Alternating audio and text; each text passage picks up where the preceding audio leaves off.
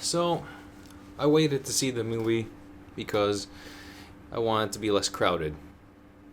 Do I think it's as bad as everyone's saying it is? No.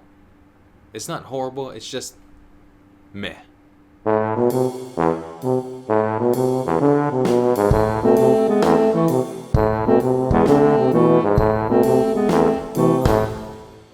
Now, as someone who is a Dragon Ball fan and watched Dragon Ball Evolution when it was in theaters, it deserves all the bad ratings for the last 16 years because the movie itself was bad. There was no outside controversies or anything like that. The movie itself purely was just straight bad. When it comes to the Snow White 2025, I know there's a lot of outside problems, namely with certain cast members and all.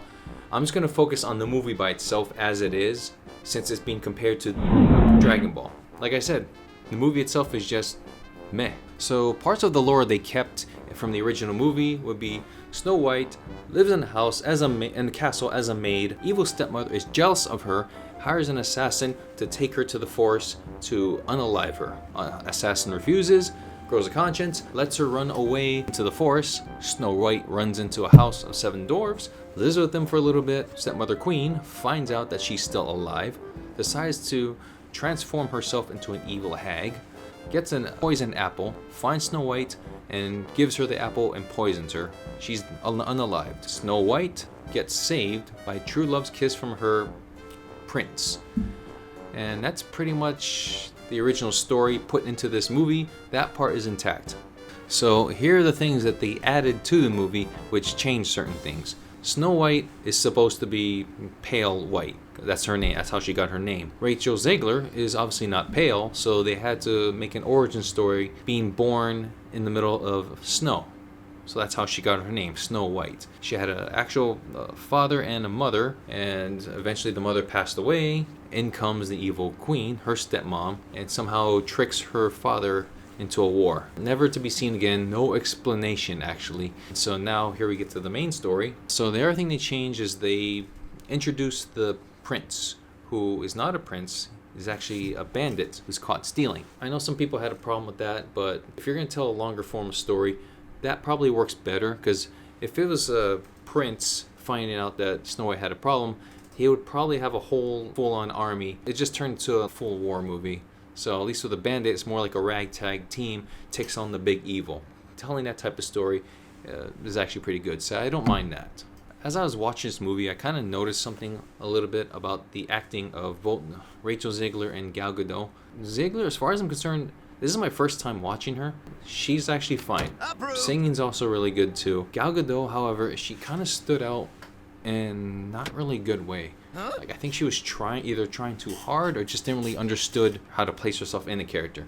And the singing was okay. I guess she was trying to sing as the evil step queen, but I don't know. It was just kind of, she seemed kind of out of place overall in this movie.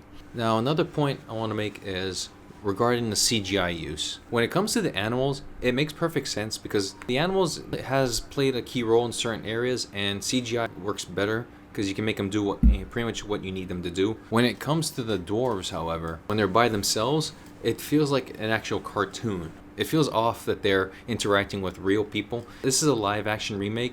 They should have committed to actually hiring actual actors for these roles. That's just my opinion on that. There are some other problems I have, or at least when it comes to certain scene by scenes. I'm not going to go into those because I prefer you guys to at least watch it. I don't want to just ruin everything for you. I just think it's meh. It seemed to try to turn into like a Robin Hood type of story arc at the ending portion of it. Some of you may like it, some of you may not. As for the controversies regarding the cast members, mostly Rachel Zegler and I guess Gal Gadot, the reason why I'm not going to mention that is because apparently it's still ongoing. There's a lot of things going on behind the scenes that's happening even as the recording of this. Probably can get even worse. When it comes to whose fault it is of why this movie is just tanking so bad, a part of it is the cast. Most of it is Disney though. Disney, they gave the green light for the script. They're the ones that hired everybody. They doubled down and kept and stayed them rather than just axed them if there were going to be problems. So it definitely still comes down to Disney. They made the choices. They got the green light and now they are paying the price for it. There's also one more element to this is why this movie was never going to do good to begin with. Like, even if there was no controversies, even if everyone was doing fine, the script was, as is, this movie is going to fail anyways because of one reason. When it comes to remaking, rebooting, or doing any sequels to a classic movie, it is always going to be an uphill struggle. And it is rare for remakes to actually do as good, if not better, than classic movies. Now, some good examples would be Bill Skarsgård as Pennywise on It. He did a really good job, and I'd say he's just as good as Tim Curry's version. The opposite would be Bill Skarsgård again, but this time as the Crow. Obviously, that didn't do really well. The Crow is a classic in its own right. There's a lot of sentiment behind that because of Bruce Lee's only son, Brandon Lee, passed away during the production of that movie. I didn't even watch the remake. So, trying to reinvent a timeless classic like Snow White is essentially, forget the wheel, you're trying to reinvent fire. You're better off at just re-releasing the old Snow White into theaters now. Because it stood the test of time for 7 straight decades. It still made money at VHSs, and even though everyone had VHS, they went to DVD, people bought the DVDs, Blu-ray, people bought the Blu-rays, and even today, they will still watch it if it's on stream. In Disneyland, your Disney World, there is not a single place that does not have Snow White memorabilia. And if you think it's not possible that you can't make any type of money off of this, let's compare the Dragon Ball again. This time to the current anime series that's going on. The highest grossing Dragon Ball movie to date is Broly. Now, this one made about roughly $115 million. For Dragon Ball, that's the highest. But as the overall highest grossing anime movie, it's ranked 17th. And that was a budget of just under $9 million.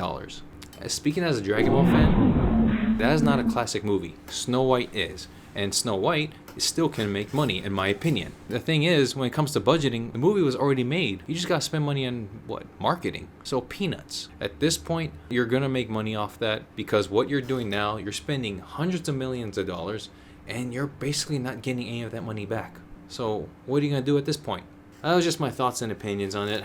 The movie's meh. It will never outshine the old one. You're better off watching the old one.